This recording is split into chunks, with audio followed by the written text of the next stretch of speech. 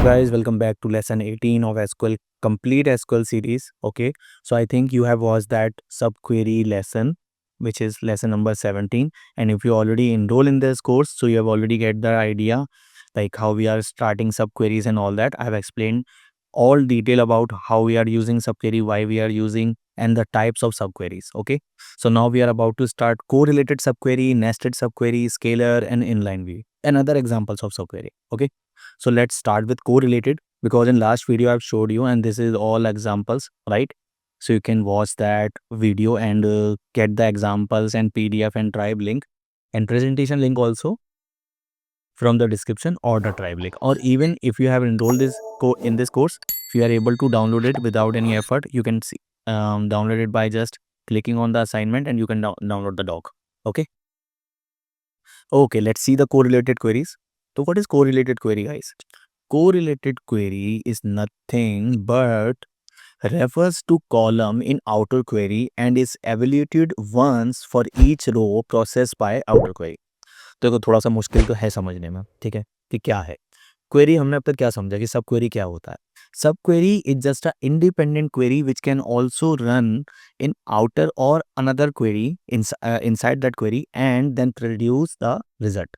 ठीक है, जो उसका रिजल्ट है हम उसको यूज कर सकते हैं इन कंडीशंस वेयर के अंदर, ठीक है, किसी भी ऑपरेटर के साथ, राइट। हम कोरिलेटेड क्वेरी डिफरेंट कैसे है उससे? कोरिलेटेड क्वेरी रेफर करती है आउटर क्वेरी के कॉलम को, बस इतना डिफरेंस है। देखो नीचे इसमें एग्जांपल में समझते हैं कि इस एग्जांपल में हम क्या कर रहे हैं कि हम एक एम्प्लॉय का नाम और सैलरी लेके आ रहे हैं, ठीक है, जिसकी अपने डिपार्टमेंट में सबसे ज्यादा एवरेज से ज्यादा सैलरी है। समझ कि हम उन एम्प्लॉयज का नाम लेके आ रहे हैं जिसकी सैलरी अपने डिपार्टमेंट में सबसे एवरेज से ज्यादा है। ओके, तो देखो एक बार इसका एग्जांपल समझते हैं, ठीक है। तो एग्जांपल में क्या है कि हमारे पास हम नेम एंड सैलरी लेके आ रहे हैं एम्प्लॉयज की जिनकी सैलरी, ठीक है। अब सब क्वेरी समझते हैं कि इसमें क्या है, select average E2 salary from employees E2 where E1 dot department ID and E2 dot department ID equal. Okay, तो मतलब हम ये कर रहे हैं कि भाई हमारे एम्प्लॉयज की लिस्ट में, टोटल एम्प्लॉयज की लिस्ट में किसकी सैलरी ज्यादा है, मतलब एवरेज से ज्यादा है और डिपार्टमेंट सेम होना चाहिए।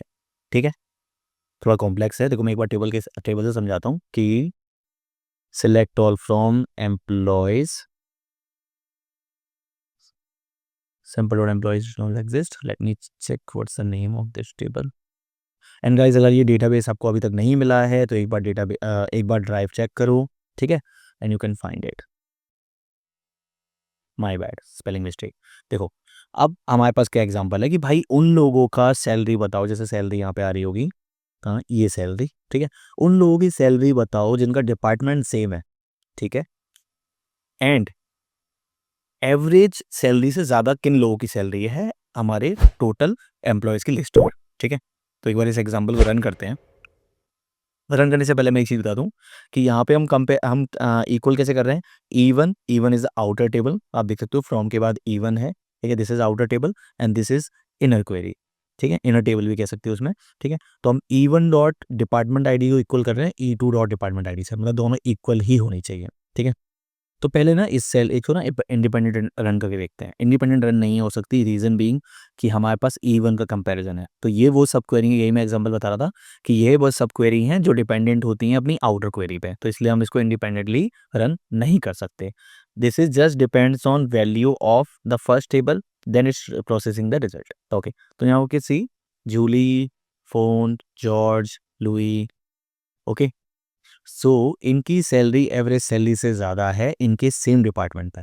इसका मैं कंफर्मेशन कैसे दे सकता हूँ कि यहाँ पे एक काम करो, E1 डॉट डिपार्टमेंट बिठाओ दो। देखो जूली का जो है वो उसके डिपार्टमेंट में सबसे ज़्यादा है, फूयंग का है उसका 5th नंबर जो डिपार्टमेंट है। डिपार्टमेंट का भी एक सब क्वेरी बना के ज्वाइन करके डेटा लेके आ सकते हो, ठीक है। अगर मैं जैसे यहाँ पे ज्वाइन कर देता हूँ, वेयर के बाद, वेयर से पहले ज्वाइन, तो देखो HR में जूली की सैलरी सबसे ज़्यादा है, इंजीनियरिंग डिपार्टमेंट में फोन यंग की सैलरी एवरेज से ज़्यादा है, जॉर्ज की भी एवरेज से ज़्यादा है। और अगर मैं इसको मैक्स कर देता हूँ तो मैक्स में तो किसी का रिकॉर्ड नहीं आया क्योंकि हम ग्रेटर नहीं लगा रहे हैं, हम इक्वल लगाना पड़ेगा। तो देखो HR डिपार्टमेंट में सबसे ज़्यादा सैलरी किसकी है, जूली की, ठीक है, उसके सेम डिपार्टमेंट में जॉर्ज की सबसे ज़्यादा है फाइनेंस में, एंड बेरी की है आईटी में। इससे आपको समझ में आया होगा सैम तक, ठीक है। तो मतलब हम यहाँ पे कर क्या रहे हैं कि भाई डिपार्टमेंट वाइज मुझे सैलरी सबसे ज़्यादा बताओ एम्प्लॉयज़ की कितनी है, ठीक है। So this is correlated. अब इसका एक एग्जांपल और देखते हैं, थोड़ा सा कंफ्यूजिंग था I know. List students who scored more than average score in their class, ठीक है। तो इस एग्जांपल को समझते रन करने से पहले कि यहाँ पे देखो क्या हो रहा है कि भाई मुझे वो स्टूडेंट्स लेके आओ जिन्होंने एवरेज स्कोर से ज़्यादा अपनी क्लास में अचीव किया है, ठीक है। तो मैं क्या कर रहा हूँ यहाँ पे इनर क्वेरी की बात करते हैं सबसे पहले कि एवरेज निकाल लो उस स्कोर का फ्रॉम स्टूडेंट्स, ठीक है, S two dot score where S two dot class I D is same with outer queries class, ठीक है।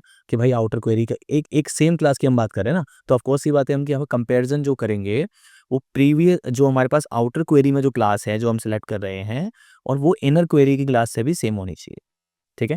तो यहाँ पे क्लास हमने नहीं दिया है कि क्लास वेरिएबल में मैंने कह दिया, वरना हम यहाँ पे वेरिएबल का नाम वैल्यू ऐड कर सकते थे, बट हमें क्लास वाइज हमें चाहिए कि किस स्टूडेंट्स ने एवरेज स्कोर से ज़्यादा अचीव किया है, ठीक है। तो by this you can use correlated query and you can get the result. आप इसे जॉइन से भी लेके आ सकते हो, बट कोरिलेटेड क्वेरी से ज़्यादा बेटर रहेगा, ठीक है। एंड मैंने जैसे स्टार्टिंग वीडियो में कहा था, जो जिस वे से आपका टाइम कम यूज़ हो रहा है एंड वो मिनिमम टाइम में आपका रिटर्न हो रही है, तो आप या तो जॉइन यूज़ कर सकते हो या सब क्वेरी यूज़ कर सकते हो। Okay, let's see one other example, find employees who have the highest salary in their department. ये बहुत इंपॉर्टेंट क्वेश्चन है कि भाई एक तो क्वेश्चन होता है find employee who have highest salary या second highest salary, third highest salary, right. But यहाँ पे हम बात कर रहे हैं उनके डिपार्टमेंट में उनकी सैलरी सबसे ज़्यादा किसकी है, ठीक है। तो यही हमने एग्जांपल अभी स्टार्टिंग में देखा था, ठीक है, कंफ्यूज मत हो, यही सेम एग्जांपल है, ठीक है।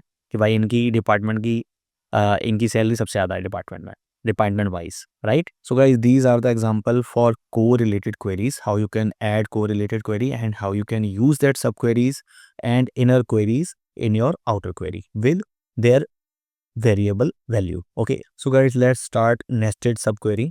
Okay, so nested subquery is nothing, it's just a subquery within another query. तो जैसे मैंने अभी आपको सारी क्वेरी शो करी है, so this is also example of nested query.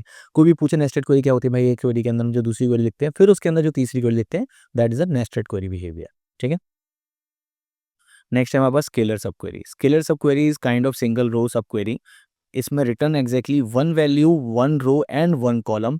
It can be use wherever an expression is valid. देखो यहाँ पे, देखो मैं ये दिखाई दे रहा है आपको, यहाँ पे हम स्केलर सब क्वेरी कब यूज़ करते हैं, जब ये एक ही रो एक ही कॉलम रिटर्न करती है और हम इसको फ्रॉम क्लॉज से पहले भी यूज़ कर सकते हैं। देखो मैं इसको रन करके दिखाता हूँ एक बार, बहुत बढ़िया एग्जांपल है ये।